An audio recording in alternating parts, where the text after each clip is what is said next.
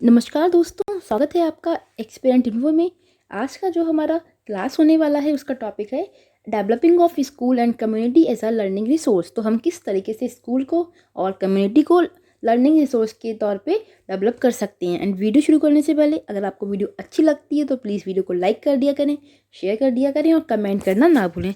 सबसे पहले बच्चों हम बात करते हैं लर्निंग रिसोर्सेज की। देखिए, रिसोर्सेज क्या होते हैं? A learning environment to help and assist with peoples developing and learning, मतलब कि लोगों के विकास के लिए और उनके सीखने में जो एक पर्यावरण होता है जो मदद करता है उसको हम क्या बोलते हैं? रिसोर्स बोलते हैं। जैसे कि आपकी जो पढ़ाई है उसमें आपको अगर कोई भी दिक्कत होती है, कोई भी डाउट होता है, तो आपके लिए गूगल हो गया, यूट्यूब हो गया, ये सब चीज़ें क्या हैं? एज अ लर्निंग रिसोर्स है ना, जो आपका बीच बीच में जब भी आपको नीड होती है तो आपकी जो नॉलेज होती है उसको बढ़ाने के काम आती है। उसी तरीके से बच्चों हमारे लर्निंग रिसोर्सेज होते हैं। तो देखिए, हमें दो पार्ट्स में पढ़ना है। पहला हमारा है school as a learning resource, दूसरा हमारा है community as a learning resource. तो देखिए, पहले हम पढ़ते हैं बच्चों community as a learning resource. लेकिन यहाँ पे मैं आपको बताना चाहूँगी कि ये जो वर्ड लिखा है यहाँ पे स्कूल नहीं है बच्चों, यहाँ पे कम्युनिटी है। ये मुझसे धोखे से ना गलत लिख गया है, तो प्लीज़ आप लोग इससे सही कर समझना कि यहाँ पे जो स्कूल ना आके यहाँ पे कम्युनिटी आएगा।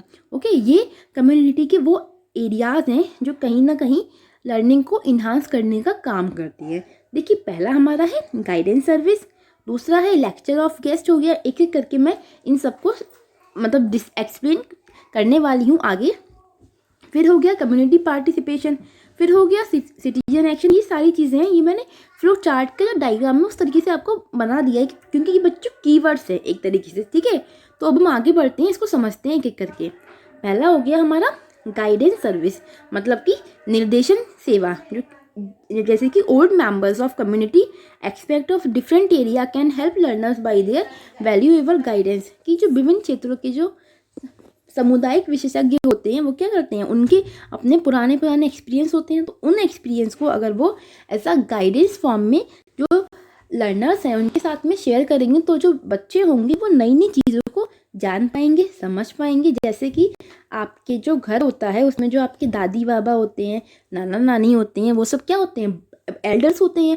उनको क्या है, अनुभव ज़्यादा है, तो उनका जो अनुभव है अगर वो अपना अनुभव को आपके साथ में शेयर करते हैं तो आप भी चीज़ों को ज़्यादा अच्छे से समझ पाएंगे और जान पाएंगे। तो इसलिए कहा गया है कि स्कूल में क्या होना चाहिए, एक गाइडेंस जो सर्विस होती है वो भी होना चाहिए। लेकिन मोस्टली बच्चों देखा जाता है कि हम इस वाले एरिया को निग्लेक्ट करते हैं, इस पर ध्यान नहीं देते हैं।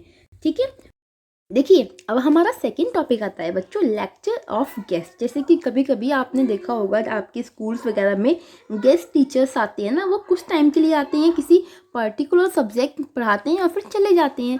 तो उसी तरीके से हम बात कर रहे हैं कि in the school expert of different area can be invited for delivering lectures and presentation. कि आप क्या कर सकते हैं, स्कूल में डिफरेंट एरियाज के जो एक्सपर्ट होते हैं उनको बुला सकते हैं और उनसे क्या उनको लेक्चर देने को बोल सकते हैं या फिर प्रेजेंटेशन के लिए, जिससे क्या हो, जो बच्चे होंगे उनकी जो लर्निंग होगी वो बढ़ सके।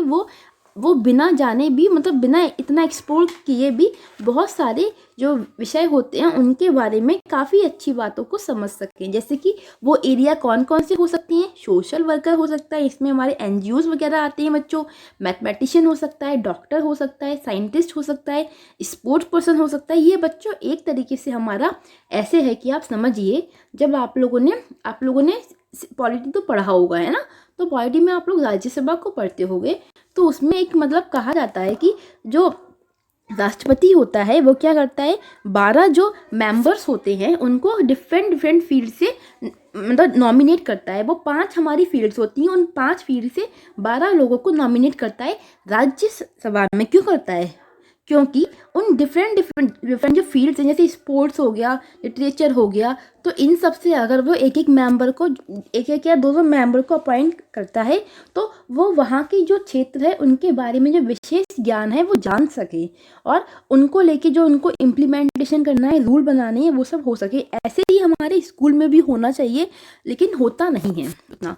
फिर हमारा देखिए बच्चों तीसरा आता है कम्युनिटी का पार्टिसिपेशन, मतलब कि लर्नर्स में undertake a research project on any local problem with NGO, मतलब जो शिक्षार्थी होती हैं वो क्या कर सकते हैं, एनजीओ के साथ किसी भी स्थानीय समस्या पर शोध परियोजना शुरू कर सकते हैं। जैसे वाटर हार्वेस्टिंग हो गया, जिसको हम बोलते हैं जल संरक्षण टाइप में, वाटर कंजर्वेशन।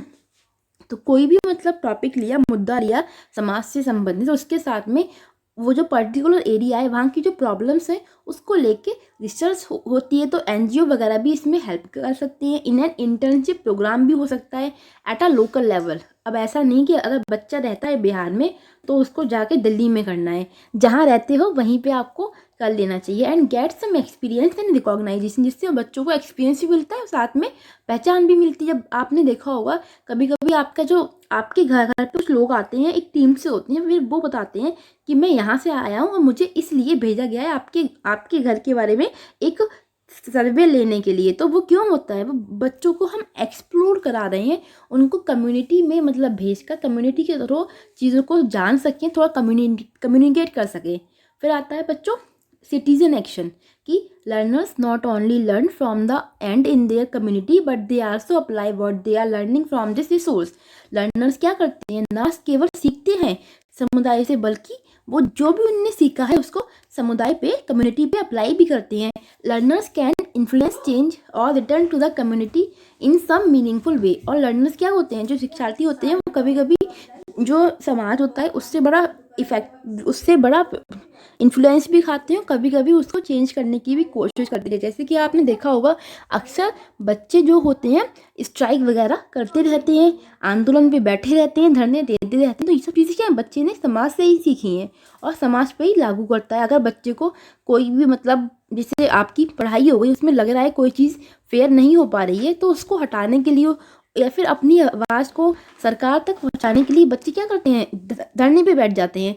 तो वो क्या है, एक सिटीजन एक्शन है। तो वो चीज़ें उसने सीखी कहाँ से, उसने सीखा तो समुदाय से ही है, होता है ना। फिर क्या होता है बच्चों, फिर होता है इंस्ट्रक्शनल कनेक्शन, मतलब कि a teacher makes clear and purposeful relationship between the content which has been taught in the classroom and local issues and context. जैसे मैं हमेशा कहती हूँ कि जो टीचर होता है उसको कोई भी सब्जेक्ट हो गया, उसकी नॉलेज को बाहर का जो ज्ञान है, जो ज्ञान स्कूल के बाहर का है, जो लोकल इश्यूज है उनके संदर्भ में कनेक्ट करके देना चाहिए। क्योंकि बच्चे को सिर्फ आपको किताबी कीड़ा नहीं बनाना, बच्चे को बिहेवियर नॉलेज का भी ज्ञान होना चाहिए कि जो किताब में पढ़ रहा है उसको व्यवहार में, समाज में कैसे उपयोग में ला सकता है। तो इसलिए जो इंस्ट्रक्शन जो कनेक्शंस होते हैं वो भी यहाँ पे दिए जाते हैं कि शिक्षक को क्या करना चाहिए, शिक्षक को कम्युनिटी से जोड़कर चीज़ों को पढ़ाना चाहिए कि बच्चा कम्युनिटी में अप्लाई कर सके। फिर आता है बच्चों हमारा लाइब्रेरी से। आपने देखा होगा कि हमारे यहाँ क्या होता है, हमारे यहाँ अगर स्कूल में भी होती है लाइब्रेरी और पब्लिक में भी होती है, और जहाँ पे जाके बच्चे पढ़ाई भी करते हैं। बहुत सारे बच्चे, जैसे दिल्ली का मुखर्जी नगर कितना फेमस है इसी के लिए। Reading material which are not available in school library. अगर पढ़ाई की कुछ बुक्स हैं या फिर एनवायरनमेंट घर में ठीक नहीं है तो बच्चे क्या करते हैं, लाइब्रेरी में जाना प्रेफर करते हैं। जैसे आप लोग अगर बाहर रहते हैं तो अगर आपके जो मतलब रूम पार्टनर है 3-4 हैं और वो थोड़े ऐसे ही हैं, मतलब ज़्यादा आपको डिस्टर्ब करते हैं, तो आपने क्या चूज़ किया कि मैं सुबह से लेकर शाम तक या रात तक लाइब्रेरी में जाके पढ़ूंगा।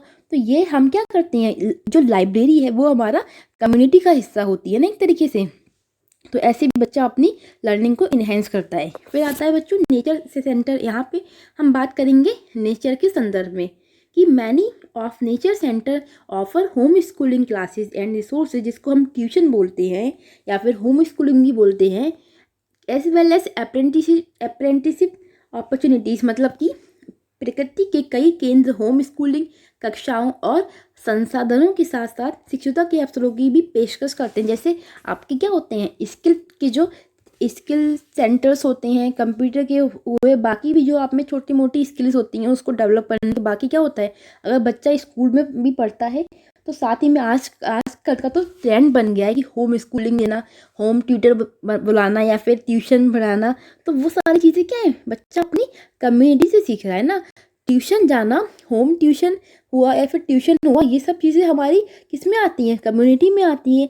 स्कूल के अलावा तो ये भी बच्चे की जो जो लर्निंग होती है उसमें बढ़ाने में मदद करती हैं, क्योंकि होता है ना कि आप बच्चा स्कूल में इतने सारे बच्चों के बीच में बोलने में थोड़ा हेजिटेट हो जाता है, लेकिन वही बच्चा अगर घर में बोलता है तो वो अच्छे से बोल लेता है ना। तो इस तरीके से ये सब जो हमारा नेचर है, नेचर सेंटर चीज़ें, जो हमारा होम स्कूलिंग हो गया, ट्यूशन हो गई, ये सारी चीज़ें बच्चे की जो लर्निंग है उसको बढ़ाने के काम करती हैं। तो हमारा फ़र्ज़ बनता है कि हम इसको अच्छे तरीके से डेवलप करें, जो टीचर्स हैं बच्चों को अच्छे तरीके से पढ़ाएं।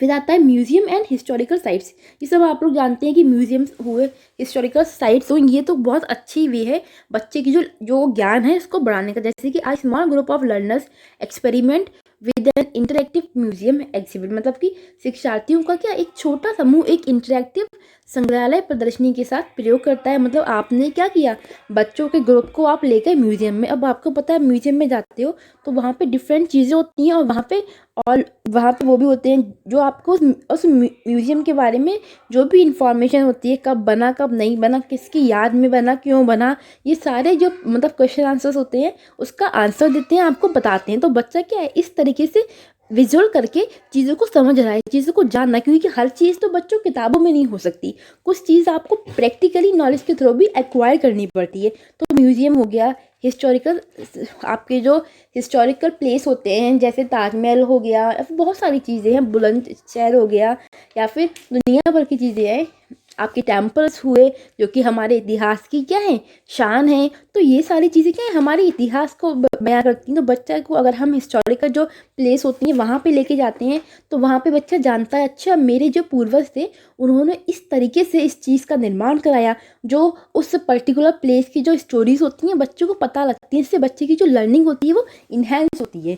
फिर बच्चों हमारा नेक्स्ट पॉइंट आता है आर्ट सेंटर, मतलब कि कला केंद्र। यहाँ पे हमारी हैंडी क्राफ्ट की चीज़ें आती है। देखिए, many community art centres offer classes for young ones, youth and adult in handicraft, drawing, art history, visual and performing arts. मतलब कि कई सामुदायिक कला केंद्र, जैसे आपका हस्तशिल्प हो गया जिसको हम हैंडीक्राफ्ट बोलते हैं, ड्राइंग हो गया, ड्राइंग सेंटर हो गया, या फिर आपका आर्ट हिस्ट्री सेंटर हो गया, या फिर आपका विजुअल एंड परफॉर्मिंग जो सेंटर होता है वो हो गया, नहीं तो आपका कंप्यूटर जो सेंटर होता है वो हो गया।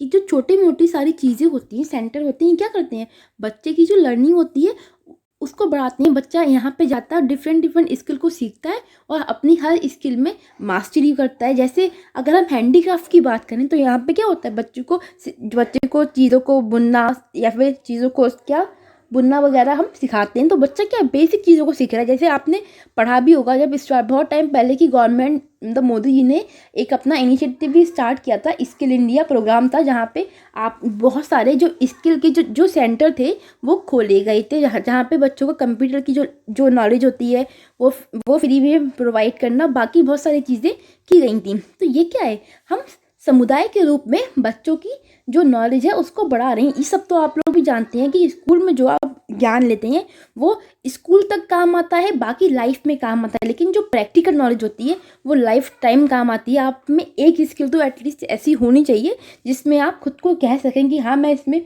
मास्टर हूँ। तो देखिए, ये बच्चों हमारे कुछ मेन पॉइंट्स थे आज के मतलब मेनली इसको लेके, कम्युनिटी को लेकर, जिसमें हमने पढ़ा कि किस तरीके से जो कम्युनिटी होती है बच्चे की लर्निंग रिसोर्स के रूप में काम कर सकती है, चाहे वो एज अ गाइडेंस के रूप में हो या फिर as a lecture of guest के रूप में हो। तो ये डायग्राम मैंने इसलिए ड्रॉ किया है जस्ट बिकॉज आप लोग जब रिवाइज करें लास्ट में तो आप इसके कीवर्ड को देखें और आप समझ सकें, वरना पूरा पढ़ने का आपके पास टाइम नहीं होगा। अब बच्चों हमारा बचता है कि school as a learning resource. तो देखिए, मैंने आपको अब तक जितनी भी क्लास कराई है तो उसमें मैंने आपको हर बार स्कूल के बारे में सब कुछ बताया कि स्कूल क्या होता है। स्कूल में जो बच्चों TLM होता है वो हमारा अच्छा होना चाहिए, हमारा आज की जो नीड है उसके अकॉर्डिंग अपडेटेड होना चाहिए। बाकी जो स्कूल का जो करिकुलम होता है, जो सिलेबस होता है, हमें उसे बच्चे की नीड के अकॉर्डिंग डिज़ाइन करना चाहिए। तो स्कूल के जो बच्चों रेफरेंस है उसके रेफरेंस में मुझे लगता नहीं कि मुझे आपको कुछ अलग पढ़ाना चाहिए, क्योंकि अपनी पिछली जितनी भी मैंने अब तक आपको अपनी वीडियोस प्रोवाइड करी हैं उसमें ऑलमोस्ट स्कूल के बारे में खूब बोला है, खूब पढ़ाया है, तो वो आपके लिए सफिशिएंट है। कम्युनिटी के बारे में मैंने आपको इसमें बता दिया। एंड इसी के साथ में बच्चों हमारा जो यूनिट 3 है वो कंप्लीट हो गया है। बाकी कोई अगर आपका डाउट हो किसी भी विषय को लेकर तो आप हमसे पूछ सकते हैं, और अगर आपको इसकी PDF चाहिए हो तो वो आपको हमारे यूट्यूब के चैनल, हमारे जो टेलीग्राम का बच्चों चैनल होता है वहाँ पे मिल जाती है। बाकी अगर आपको वीडियो अच्छी लगी हो तो अगर आप लाइक कर दें तो अच्छा रहेगा, शेयर भी कर दिया करें और कमेंट करना ना भूलें। अगर चैनल पर नए हैं तो सब्सक्राइब करना भी ना भूलें। मिलते हैं बच्चों कल अपनी अगली क्लास में, और मेरी कोशिश है कि 2-3 दिन में मैं आपका सिलेबस को टाटा बाय बाय बोल दूँ। एंड ऑल द बेस्ट, पढ़ते रहिए और हमसे जुड़े रहिए।